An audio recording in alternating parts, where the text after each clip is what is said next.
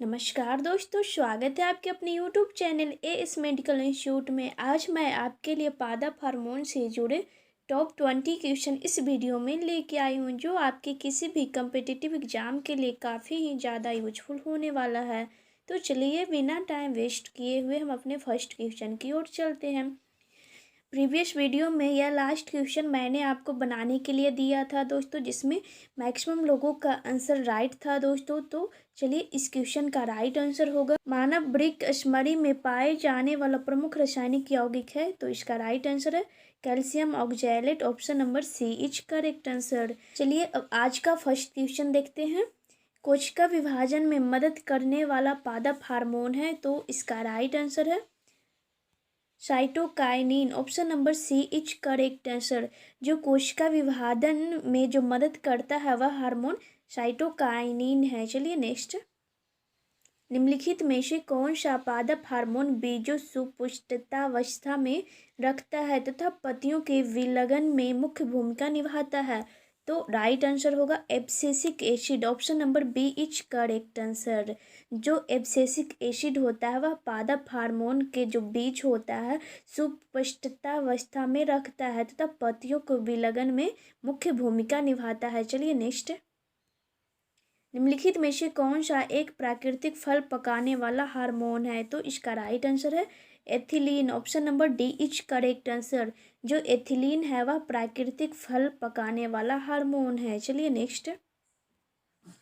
प्रकाशानुवर्ती संचलन किसके द्वारा नियंत्रित किया जाता है। तो इसका राइट आंसर है ऑक्जीन के द्वारा। Option number B is correct answer.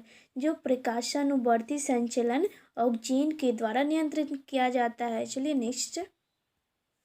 पादप वृद्धि हार्मोन जिब्रेलिन किससे निकाले जाते हैं। तो इसका राइट आंसर है कवक। Option number A is correct answer. जो कवक होता है उसके द्वारा पादप वृद्धि हार्मोन जिब्रेलिन को निकाला जाता है। चलिए नेक्स्ट। निम्न में से कौन एक खरपतवार मारक है। तो इसका राइट आंसर है 2,4-D। Option number B is correct answer. जो 2,4-D है यह एक खरपतवार मारक है। चलिए नेक्स्ट। पादप वृद्धि अनुमापन के साथ किस भारतीय वैज्ञानिक का नाम जुड़ा है। तो इसका राइट आंसर है J C Bose. Option number C is correct answer. J C Bose पादप वृद्धि हार्मोन के साथ भारतीय वैज्ञानिक का नाम जोड़ा है। चलिए नेक्स्ट। निम्न में से किस पेड़ को अपनी वृद्धि के लिए सर्वाधिक मात्रा में जल की आवश्यकता होती है। तो इसका राइट आंसर है eucalyptus. Option number D is correct answer. जो यूकेलिप्टस होता है वह पेड़ को अपनी वृद्धि के लिए सर्वाधिक मात्रा में जल की आवश्यकता होती है। चलिए नेक्स्ट क्वेश्चन। ऑक्सेनोमीटर का प्रयोग करते हैं। तो इसका राइट आंसर है वृद्धि के मापने में। Option number B is correct answer. Auxanometer का प्रयोग वृद्धि के मापने में किया जाता है। चलिए नेक्स्ट। पौधे में वृद्धि होती है। तो इसका राइट आंसर है जीवन पर्यंत। Option number A is correct answer. पौधों में हमेशा यानी कि जीवन पर्यंत वृद्धि होते रहती है। चलिए नेक्स्ट।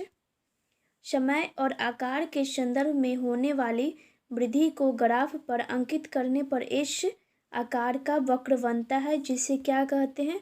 तो इसका राइट आंसर है सिग्माइड वृक्क। Option number A is correct answer.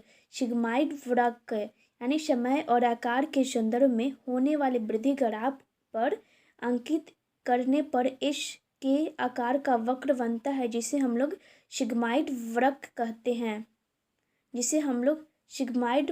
कहते हैं। चलिए नेक्स्ट।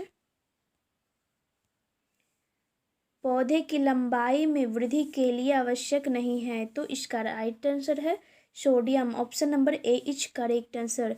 जो सोडियम होता है वह पौधे की वृद्धि के लिए आवश्यक नहीं है। चलिए नेक्स्ट क्वेश्चन।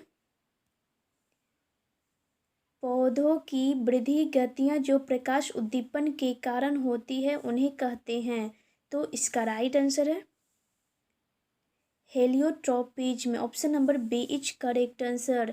पौधों की वृद्धि गतियाँ जो प्रकाश उद्दीपन के कारण होती है उन्हें हेलियोट्रोपिज्म कहते हैं। चलिए नेक्स्ट।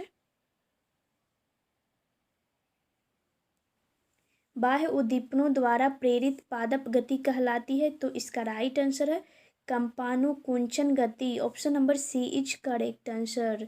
बाह्य उद्दीपनों द्वारा प्रेरित पादप गति कंपानुकुंचन गति कहलाती है। चलिए नेक्स्ट क्वेश्चन। छुई मुई की पत्ती में गति होती है। तो इसका राइट आंसर है कंपानुकुंचन गति। Option number B is correct answer. छुई मुई की पत्ती में कंपानुकुंचन गति होती है। चलिए नेक्स्ट। स्पर्श करने पर छुई मुई पौधे की पत्तियां मुरझा जाती है क्योंकि इसका राइट आंसर होगा पर्णाधार का स्फीति दाब बदल जाता है, जिसके कारण छुई मुई की जो पत्तियां हैं वह छूने पे मुरझा जाती है। चलिए नेक्स्ट। सूर्य के प्रकाश की ओर बढ़ते हुए प्ररोह का मुड़ना कहलाता है। तो राइट आंसर है heliotropism. Option number C is correct answer. सूर्य के प्रकाश की ओर बढ़ते हुए प्ररोह का मुड़ना हेलियोट्रोपिज्म कहलाता है। चलिए नेक्स्ट। किसी आधार के चारों ओर मटल के प्रतान का लिपटाना एक अच्छा उदाहरण है। तो इसका राइट आंसर है स्पर्शानुवर्तन का। Option number A is correct answer. किसी आधार के चारों ओर मटर के प्रतान का लिपटाना एक अच्छा उदाहरण किसका है दोस्तों? तो स्पर्शानुवर्तन का। चलिए नेक्स्ट। संडयू तथा वीनस फ्लाई ट्रैप कीट वक्षी पौधों में गति होती है। तो इसका राइट आंसर है स्पर्शानुकुंचनी गति। Option number B is correct answer. Sundew तथा वीनस फ्लाई ट्रैप कीट पौधों में स्पर्शानुकुंचनी गति होती है। चलिए नेक्स्ट। जड़ें घनात्मक भूयानुवर्तन पॉजिटिव जियोट्रोपिज्म होती है। तो इस क्वेश्चन का आंसर आप लोग कमेंट बॉक्स में दीजिएगा। कितने लोगों का सही होता है देखते हैं, कमेंट बॉक्स में जल्दी से रिप्लाई करें। अगर आज का आप लोगों को वीडियो पसंद आई हो तो लाइक शेयर एंड सब्सक्राइब जरूर कीजिएगा। चलिए मिलते हैं नेक्स्ट वीडियो में, तब तक के लिए जय हिंद, वंदे मातरम। Thanks for watching this video.